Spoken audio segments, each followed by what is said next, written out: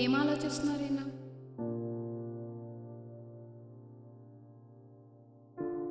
ఏమండి? ఏమండి? ఏమండి? ఏమైంది? ఏంటండి అంత పరధ్యానంలో ఉన్నారు? ఏం చేయమంటావు? రిటైర్మెంట్ బెనిఫిట్స్ ఏవీ రాలేదు మనకి. అవతల మన పిల్లలు పెళ్ళి చెయ్యాలి. ఏం చెయ్యాలో అర్థం కావట్లేదు. మీరేం కంగారు పడకండి, అన్నీ బాగానే జరుగుతాయి.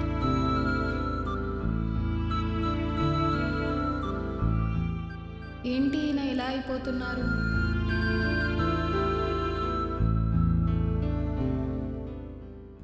ఏంటి బాబాయ్, రిటైర్మెంట్ లైఫ్ని బాగా ఎంజాయ్ చేస్తున్నట్టున్నావు? రారా కూర్చో. ఏమీ లేదురా, అంతా నీ చెల్లి పెళ్ళి గురించే టెన్షన్ అంతా. ఎందుకు బాబాయ్, ఏమైంది? ఏమీ లేదురా, రిటైర్మెంట్ బెనిఫిట్స్ ఏమీ రాలేదని మీ బాబాయ్ బెంగ పెట్టుకున్నారా? ఏమండి? ఏరా అబ్బాయి, నువ్వు కూడా విను. ఇప్పుడు మన ప్రభుత్వాన్ని డబుల్ ఇంజన్ సర్కార్ ప్రభుత్వం అంటున్నారుగా, ఆ ప్రభుత్వమే అన్నీ చూసుకుంటుంది. ఏమండి, మరో విషయం, గతంలో బాబుగారు 43% పిఆర్సీ ఫిట్మెంట్ ఇస్తానని మీరే చెప్పారుగా. ఇప్పుడు అదే ప్రభుత్వం వచ్చింది కదా, అదే బాబుగారు వచ్చారు కదా, ఆయనే ముఖ్యమంత్రి కదా, చేస్తారు, నమ్మకం పెట్టుకోండి, కంగారే. సరే బాబుగా, ఆఫీస్కి వెళ్తున్నావా? సరే, నీతో పాటు నేను వస్తా. ఓకే బాబాయ్, పదండి. ఏమా సుబ్బు, ఒక వాటర్ బాటిల్, మంచి కాఫీ ఒకటి పెట్టవా?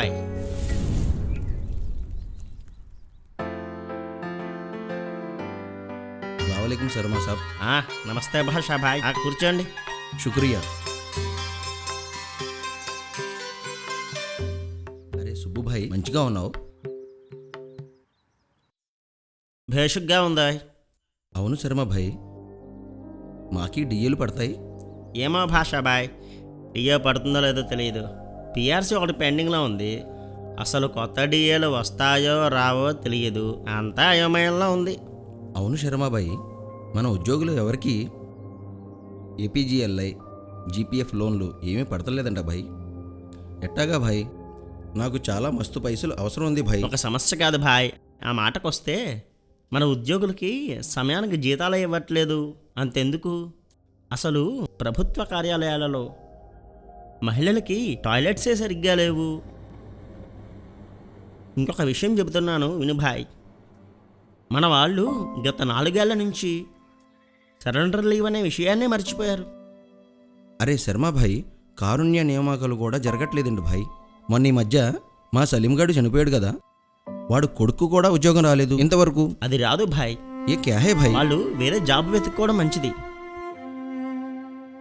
మరేంటి భాషా భాయ్, మనం చెప్పుకోవడానికే గవర్నమెంట్ ఎంప్లాయీస్. మన కష్టాలు ఎవరికి చెప్పుకుంటాం చెప్పు? భాషా భాయ్, నువ్వు నాతో చెప్పినట్లుగా మన వాళ్ళు ఎవరు చెప్పుకోవట్లేదేమో. అవునా? యా అల్లా, యా ఖుదా, ఏమిటి పరిస్థితి? స్కూల్ ఫీజులు, కాలేజీ ఫీజులు, పెళ్ళిళ్ళు, పేరంటాలు, మనకు కూడా ఖర్చులుంటాయి కదా భాషా భాయ్. మనము మనుషులమే కదా. అవును భాయ్, మనకి 5 సంవత్సరాల నుంచి మన ఆర్థిక పరిస్థితి మరీ దారుణంగా ఉంది భాయ్. భాషా భాయ్, పాపం రిటైర్ అయిన వాళ్ళకి రిటైర్మెంట్ గ్రాడ్యుటీ, రిటైర్మెంట్ బెనిఫిట్స్ ఏమీ ఇవ్వట్లేదు గవర్నమెంట్. కనీసం ఇప్పుడు వచ్చిన ప్రభుత్వమైనా ఇస్తే బాగుంటుంది, చాలా సంతోషిస్తాం. అంతే భాయ్. సరే, ఖుదాఫీజ్ భాయ్. సరే భాషా భాయ్. సార్ నమస్తే అండి. నమస్తే అండి. నమస్తే సార్. కూర్చోండి రామనాథన్ గారు. ఏంటి సార్, భాషాబాయ్ అంత కంగారుగా వెళ్ళిపోతున్నారు? దాని గురించి మాట్లాడదాం, కూర్చో. ఏమిటి రామనాథన్ గారు, ఏమిటి ఇలా వచ్చారు? ఎలా ఉంది మీ రిటైర్మెంట్ లైఫ్? ఏం చెప్పమంటారు సార్, ఏదో అనుకున్నాం, ఏదో జరుగుతుంది. అంతేలేండి, ఏం చేస్తాం. బాబాయ్ రిటైర్మెంట్ బెనిఫిట్స్ రాలేదని కంగారు పడుతున్నారు సార్. నువ్వు రిటైర్మెంట్ బెనిఫిట్స్ కోసం ఆలోచిస్తున్నావు సూర్య. లాస్ట్ 5 years ఏ ఎంప్లాయీకి ఏ విధమైన బెనిఫిట్స్ రాలేదు. దాని గురించి ఆలోచించు. అవును సార్, ఇప్పుడిప్పుడే నాకు అర్థమవుతుంది. ఇదేం చూసావు, ముందుంది ముసళ్ళ పండగ. అవును సార్, జాబ్ వచ్చింది కదా అని ఈఎంఐలో కొన్ని వస్తువులు తీసుకున్నాను. ఇప్పుడేమో టైంకి శాలరీలు వచ్చి సావట్లేదు.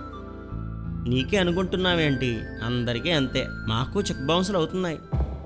అవును సార్, ఎఫ్ఆర్ఎస్ వేయడంలో కొన్ని ఇబ్బందులు ఉన్నాయి. ఇందాక ఏమైందంటే ఏంటి సిగ్నల్ రావట్లేదు? అర్జెంటుగా ఎఫ్ఆర్ఎస్ వేయాలి కదా. హాయ్ సార్, ఏంటి సార్ కంగారు పడుతున్నారు?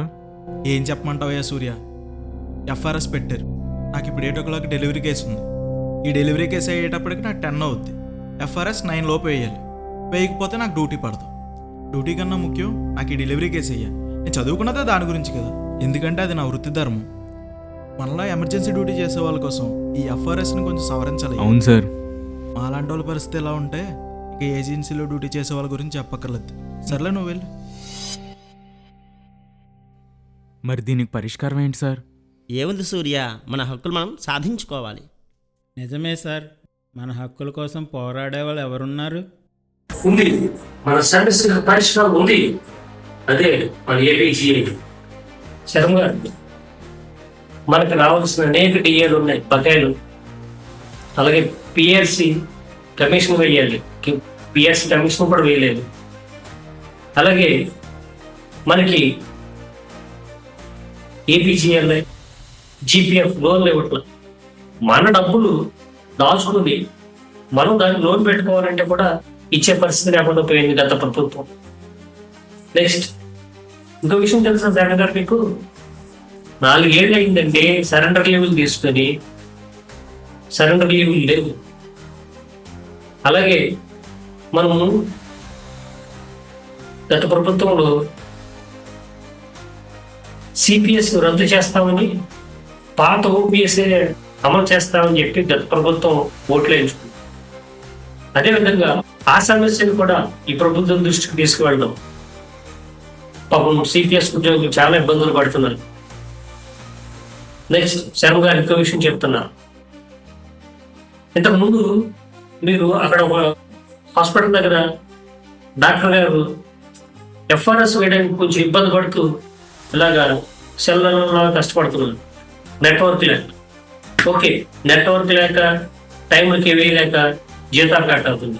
అది కూడా కాకుండా డాక్టర్లు కరెక్ట్గా టైంకి ఏదైనా ఆపరేషన్ పరిస్థితి వస్తే, పేషెంట్ వస్తే ఆపరేషన్ చేయడానికి థియేటర్కి వెళితే ఈలోపల టైం అయిపోతుంది. వాళ్ళు వచ్చి ఎఫ్ఆర్ఎస్ వేయలేకపోతున్నారు. ఆ పరిస్థితిలో కూడా వాళ్ళకి శాలరీస్ కట్ అవుతున్నాయి. ఇదేమంటే పరిస్థితి అని మన లీడర్కి వాళ్ళు వాపోతున్నారు.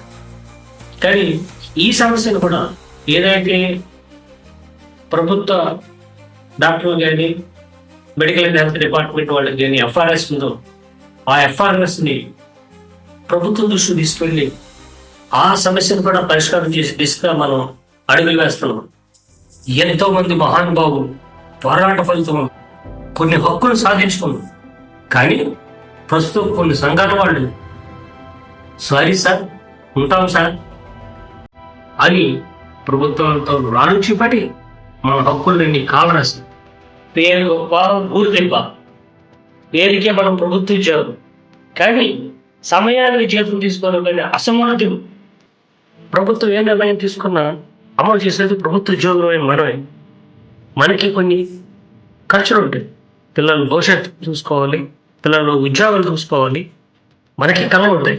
ఈ కళలు నెరవేరాలంటే మనకు కొన్ని హక్కులు సాధించుకోవాలి. ఈ హక్కులు సాధించుకోవాలంటే మన ఏపీ చేయడానికి మనం జాయిన్ అడగందే అమ్మాయిని అన్నం పెట్టి. అటువంటిది మన ప్రభుత్వాన్ని మనం అడగకపోతే మన హక్కులు ఎలా సాధించుకుందాం? అందుకే గట్టిగా అడగదు, మన హక్కులు సాధించుకుందాం. ఒక సాధారణ పౌరుడికి హక్కులు కావాలంటే ప్రభుత్వ ఉద్యోగులకు మనల్ని అడుగుతారు. అదే ప్రభుత్వ ఉద్యోగులకి మనకు కావాల్సిన హక్కులు ఎవరిని అడుగుతాం? ప్రభుత్వాన్ని అడగాలి.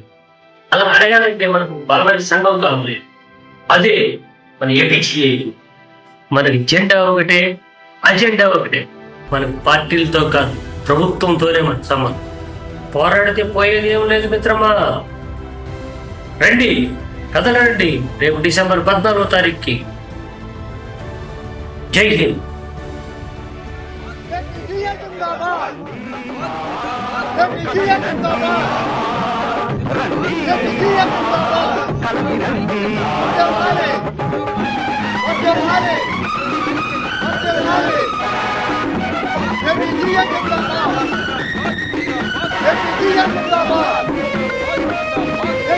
Hep